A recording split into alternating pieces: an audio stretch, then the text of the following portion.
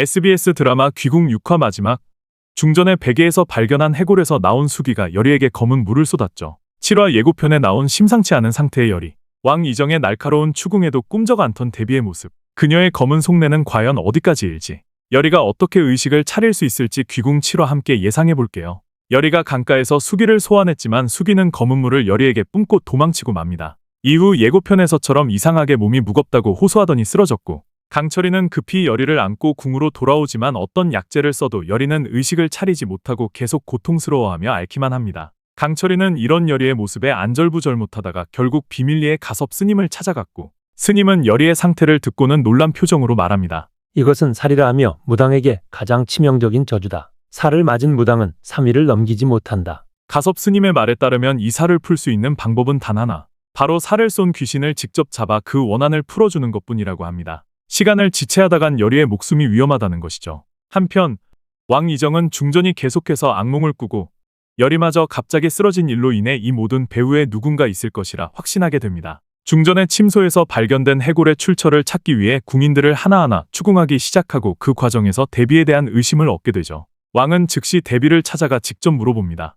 지금까지 일어난 일들, 마마께서 아시는 바가 있으십니까? 그러자 데비는 차가운 눈빛으로 반문합니다. 지금 날 의심하는 겁니까? 데비는 오히려 왕에게 어머니를 의심하는 불효를 저지르냐며 역으로 공격하고, 여리와 강철이가 궁에 들어온 이후로 이상한 일들이 계속 일어나고 있다며 그들을 의심하도록 교묘하게 화제를 돌립니다. 데비는 왕과의 만남 이후 즉시 풍산을 불러들입니다. 그녀는 분노의 찬 목소리로 풍산을 다그치죠. 어서 빨리 일을 마무리 지어라. 중전의 뱃속 태아를 빼내지 못하면 모든 계획이 물거품이 된다. 풍산은 데비의 재촉에 서둘러 어르신을 찾아갑니다. 많은 분들이 예상하듯 제가 생각하는 어르신도 바로 데비의 오촌 당숙 최원우입니다. 어르신은 풍산에게 특별한 부적을 건넵니다. 바로 수살귀의 힘을 배로 키워줄 귀면부.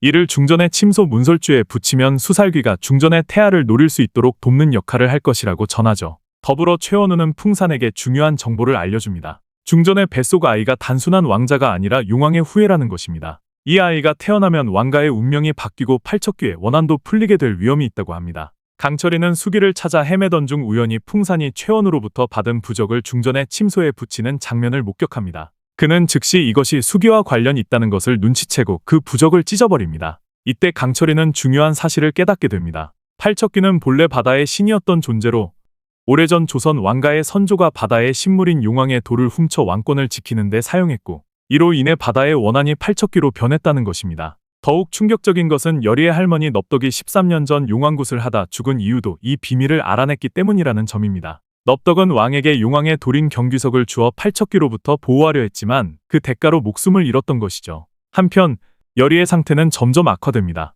얼굴이 파랗게 변하고 호흡도 가빠지는 등 죽음의 문턱에 다다르고 있습니다. 강철이는 결국 여리를 살리기 위해 과감한 결단을 내립니다. 자신의 야광주 힘을 사용해 수기를 잡아내기로 한 것. 하지만 이미 북악산에서 팔척귀와의 전투로 약해진 상태에서 또다시 야광주의 힘을 쓰면 이무기로서의 힘이 더욱 약해질 수 있습니다. 강철이는 궁 안에 숨어든 수기를 찾아내고 파란 빛을 내뿜는 야광주의 힘으로 수기를 올가맵니다. 수기는 강력한 힘으로 저항하지만 강철이는 여리의 아픈 모습을 생각하며 힘을 짜내어 수기를 완전히 제압하는 데 성공합니다. 수기를 물리친 직후 강철이는 힘이 빠져 주저앉았고 윤갑의 몸에서 푸른 기운이 점점 사그라드는 모습이 보입니다. 그가 야광주의 힘을 지나치게 소진한 것이죠.